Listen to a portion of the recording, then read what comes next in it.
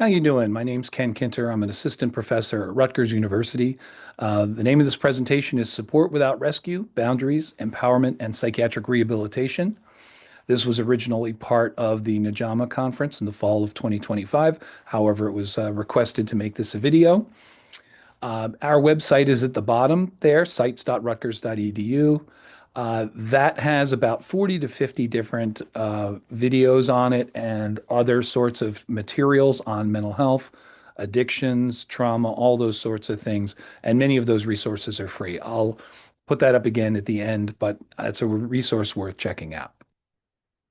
So, as always, if you like what you're hearing, go tell somebody. Comments are welcome, as are recommendations for um, other topics that we can cover. And if you like it, please subscribe. This presentation and all the others like it are sponsored by the New Jersey Departments of Health and Human Services, as well as the Rutgers Institute for Inpatient Psychiatric Rehabilitation. Our mission is to improve the conditions in New Jersey state psychiatric hospitals and also the working conditions there.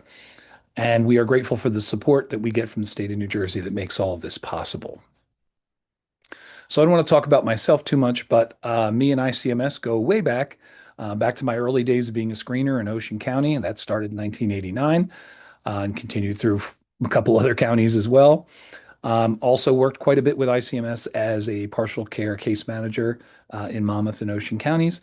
And even at Rutgers about 10 years ago, we were doing trainings with ICMS at that point. Um, so we go way back. So what we're going to talk about in this presentation is the difference between advocacy and enabling.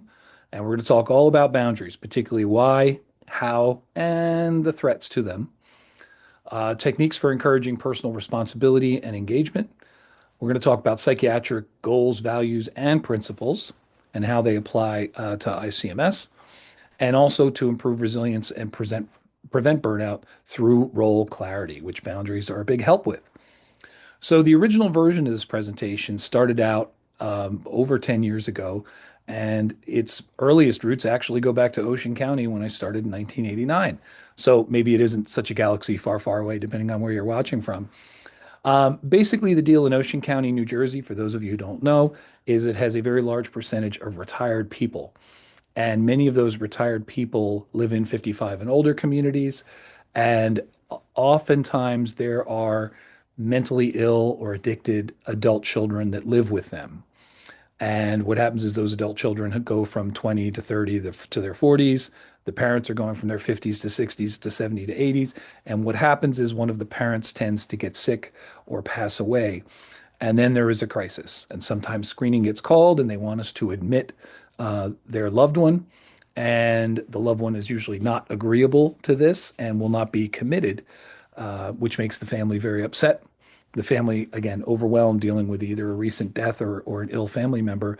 But the reality is the client is not in crisis, the family is in crisis. And our goal, and this is through Intensive Family Support Services or IFSS, is to help prevent this, to help head this off, or at least plan so that when this happens, there can be a smoother sort of transition rather than the whole system going into a state of crisis. So, just to talk about my work with families a little bit, because a big part of my private practice is working with families who have a mentally ill loved one. Traditionally, it's the parents with a mentally ill adult child, but it doesn't have to be that way. It can be any member of a family. Um, but either way, my process looks a little like this. Start off looking for issues of dangerousness, see how willing people are to change or to move forward. What is the coping level of the family, level of conflict? How enmeshed is everybody? I'm also trying to figure out the dynamics of usually what happens is typically one parent is ready to move and have this person get out of the house, and the other one is afraid. And that's where we sort of logjam up. There is also a bunch of beliefs, we'll talk about this a little more, that don't help the situation. And one is the idea that by putting the person out of the home, they are disconnecting them from any support and basically ceasing to be loved ones or parents to that person. And that's not necessarily true. There's a lot of points on the curve in between. Part of this is getting help and support for the family. The families have a catastrophic stressor. There are few stressors more significant than having a mentally ill or addicted loved one, particularly a child. And very often the family has not processed that grief. And so they need to be able to do that. And they need their own support to do that. And very seldom have they gotten it. And very often it's not that they refuse it, it's just that it hasn't been offered to them. They haven't thought about it. Very often you get so busy being the caretaker, you don't think about your own need to receive care. Where are the boundaries or supports? And ultimately, the goal is to create an exit strategy. How do we go from where the situation is right now to prevent this emergency situation from coming down the road? Whether that's a change in residence, whether it's service usage, whatever it is. Just figuring out how do we get from here to where we want to be, which is usually a series of steps. Part of this also is preparing for crises and opportunities for treatment. Very often, just the idea of working with a family can sometimes tip a situation that's on the edge over. Very often, this results in a hospitalization of the loved one, and that starts the ball rolling on treatment. That's not always how it works, but that's very often how it goes. So families have and carry around a lot of myths that makes it harder to do this job. Now, first of all, let's think about it. If you're asking a parent or parents to basically let their child go out, especially a child who may have already struggled with not being successful at school, not being successful at work, not being successful at independence. This is a tough ask. And these things make it even tougher. The fact that they may feel responsible, that they can't talk to anyone about this, that they feel like they're in this alone, that they have to be in it for the rest of their lives, um, that the mental health system either has to take care of their loved one or won't take care of their loved one. So digging into these myths is a significant part of, um, engaging the family. So helping versus enabling, it's another video on my YouTube channel and also on the Rutgers site. I think it's great, but then I made it, so I'm completely biased.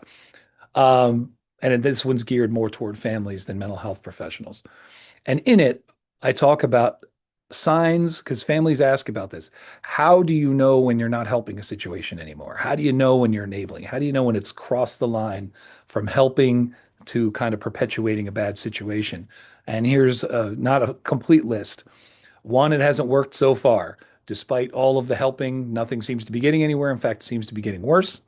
People feel like they're rescuing, they're not building towards something. So, for example, the money's going to drugs or the money's going to court instead of a job or school.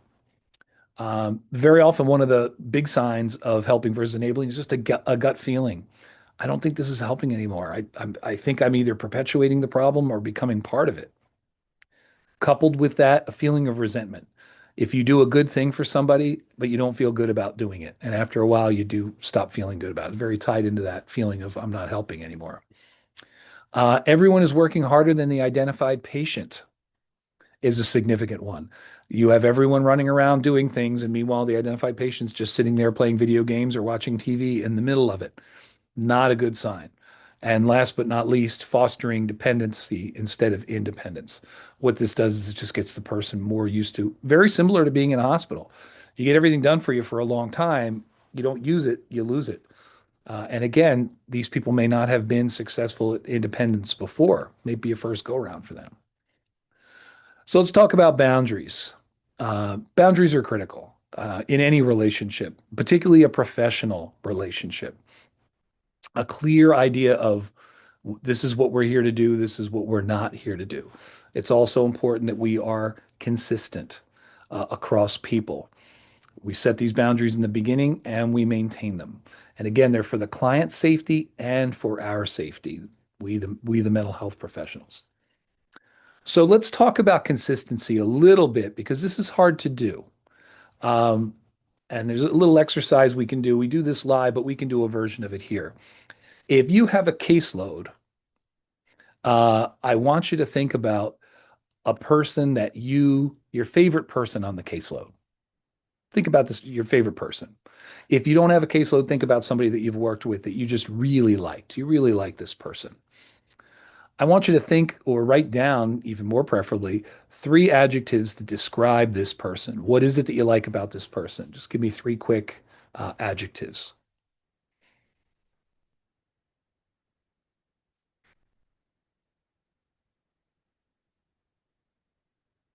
Next, I want you to think about A person on your caseload or a person you've worked with that you did not like.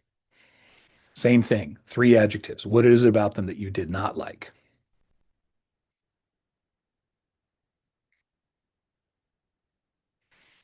Okay, well, I'll cut to the end here.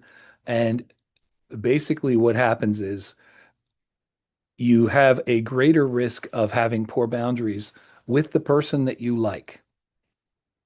You have a better chance of kind of bending the rules for them. And the reason for that is because you like them. And you like them because they reflect things back to you that you like about yourself. This is kind of a projection exercise. Um, these are the things that you like about yourself. So you like it when you see them in other people. Same deal the other way. The things that you don't like are things that you see in other people. The old saying is, you spot it, you got it, right? Now, it doesn't mean that you are those things all the time. It's more of a measure of your discomfort with those things. So that means the person you don't like, you're more willing to withhold, and you'll probably have overly strict boundaries with them. The people you like, those are the ones you're more likely to play fast and loose with the rules with. And I noticed that people have worse boundaries with people they've known for a while and trust rather than somebody new. So something to think about that. And one of the ways that we know this is true is you've probably had a challenge. That client that you have now probably reminds you of a client you had trouble with before. There's probably a thread going back. And that thread has nothing to do with the clients. It has to do with us. Because if we change that person to someone else's caseload, it probably that doesn't travel with them. It's a product of us. We'll talk more about that later on. Um, Boundaries change with the setting. When I worked in screening, we were very hesitant to release last names. In fact, I think we had them covered on our ID. When you work in partial care, people kind of know everything about you. We had clients answering the phone, so they spoke to everybody's husband and wife and kids and all that kind of stuff. And we had events together. So your boundaries shift. My boundaries as a professor are different from my boundaries as a screener, different from my boundaries in private practice. So it's important to be consistent within each of those settings. You establish that safety, it's easy to move between them. And a critical piece about boundaries is that we have our own consultation, supervision, and our own therapy and support. We need to have peers that we can go to, friends in the trenches that we can talk to, who are familiar with what we do. And I've been blessed to have a lot of great coworkers over the years that I can consult with. Supervision is extremely important to identify those work issues, even those personal work issues that kind of crawl in to work, the interface between our personal and how it can impact our job. And I'm an advocate for anyone who's in the mental health system to have our own therapy and our own support. If you didn't need therapy when you got here, you probably will while you're here. You give a little of yourself to each of your clients, and they take a little bit of you. And we are also witness to tremendous amounts of vicarious trauma. So, our little trauma backpack gets awful full after a while if we don't have somewhere to go with it and we don't want to rely on our family and our loved ones to handle that for us. So let's talk about psychiatric rehabilitation. It's the department that I work for, so we should talk about this. Our goals are recovery, maximum community integration, and the highest possible quality of life. Really hard to argue with these. And a lot of this involves this whole piece about independence. Very often, what happens, particularly with an adult child, is they remain stuck in an extended sort of childhood, and we don't want to hop into a role as the next surrogate parent. We are working with this person as an adult. Values of psychiatric rehabilitation: self-determination, preservation of dignity, optimism, knowing that everyone has the capacity to learn and grow, and of course, it's being sensitive to ethnicity, culture, all of the different groups, the different diverse groups that people belong to. I'm not going to go into every one of these. I know you can read them. Um, However, I do think they need to be mentioned. These are all the things that we are going toward, and it looks very similar to SAMHSA's recovery principles as well. So important to remember, as a professional, professional means a level of detachment. It's not a personal relationship. It is a professional relationship. So there's a different set of expectations. People who have certifications and licenses have these little rule books that they have to go by. Maybe some of you have those sort of certificates and licenses. But even if you don't, just as a professional having a mental health job, means that we are professional. It doesn't mean that we're not compassionate, but it means that we have boundaries, we have limits. And there are good reasons for those limits. As we said, they're for everybody's protection. Critical to get your own help and to get your own support. I tell my clients that I have more hours of therapy under my belt than they ever will. I think I counted up to 500 and then I started to get depressed about it. But the reality is, it was to help me and to help me get better and feel better about myself and my own life, and also to help me be more effective on the job as well. Not getting pulled into the chaos or gaslighting. Boy, a few years ago, people didn't know what gaslighting was. Now everybody knows. Um, and basically, the idea, the short version of gaslighting is it's when you use a relationship against somebody. It's making them feel like they're crazy or that they are unreasonable or unstable as a way to kind of throw them off the scent of something that they're coming after you about. I have a link at the end that I'll put in the comments, and I have the website here. If you're on YouTube, look up Carol Burnett, Wrong Number. It's a 7-minute skit. I would include it here, but I'm afraid of getting a copyright strike. It will explain gaslighting better than I can in 7 minutes. So I'll show you that at the end. Self-care is critical. We who take care of other people don't take care of ourselves so well. It's sort of a time-honored thing. So, what are we doing in terms of our own supervision, in terms of our own therapy, and in terms of just our own well-being, whether it's time off or our hobbies or our families, not to put too much of ourselves in the job so that we abandon our other roles in life. A wise man once told me, never work harder than they do, meaning the client. If the client isn't doing anything and we are all running around fighting with each other, we're doing something wrong. Enough of more of the onus of this needs to be on the client. The serenity prayer, I'm sure most of you are familiar with it. God grant me the serenity to accept the things I cannot change, the courage to change the things I can, and the wisdom to know the difference. I'm not a particularly religious person, but these are some pretty wise words. Just the ability to know, here's what I can tolerate, here's what I have to deal with, here's what I can change, and I know the boundary in between. That's pretty important. That's pretty critical. Another important piece is that this is a process. This is a situation that took years to get in, and it can take some time to get out of. I went into the field with the delusion that I could fix people, heal people, and cure people with my mere words or a few simple actions. And it took me longer than it should have to divest myself of that mythology. What I'm hoping is that I can just be a helper in the process, help with a step in the right direction. Sometimes all we can do is be kind and listen. Other times we can play, if we're lucky, we can play a significant role in someone's turnaround. That's a lovely thing. So let's summarize this. Boundaries are critical, absolutely critical in being a mental health professional. Don't think that people will last if their boundaries are either too set or if there aren't any. We begin at first meeting and then maintain them over time, because again, we can kind of get slack with them over time. Know thyself so you can minimize your blind spots. Continuing the work on yourself. It's very often people that have commonality with us that sometimes we don't see, or even if they have a trauma in common. The goals, values, and psychiatric rehabilitation principles are part of what we do every day. That is the goal, and a big part of that is independence. Um, and we don't promote independence by having people be more dependent on us. And like families, we help people with mental illness move toward independence, recovery, and full community integration. So I showed you this before. This is the Rutgers site. So this is what the page looks like currently. It's under renovation now, so it may look a little different, but it will have the same address.